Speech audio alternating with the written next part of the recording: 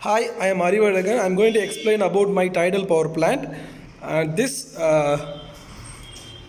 system consists of two floats. You can see here these are floats, two floats, and two generators over here.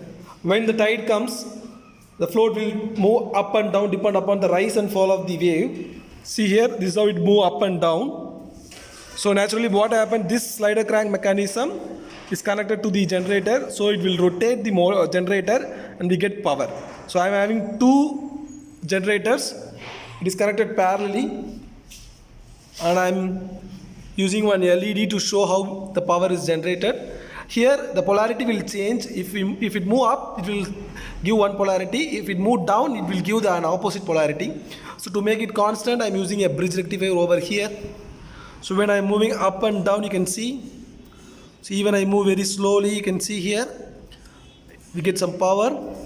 So this is the concept of a tidal power plant. If we need more power, means we need to set up a similar type of structure, n number of structure, multiple number of structure. So we can connect the generator parallelly and we get more power. And one more thing is, the concept here is designed for manufacturing and assembly. Why? Because I plan to make a simplified structure.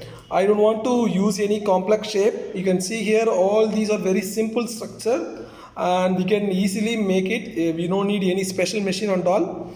So it is a very simplified structure, and I inspired by the seesaw. While watching the children are playing in seesaw, I thought this concept. So according to that only I fabricate this tidal power plant.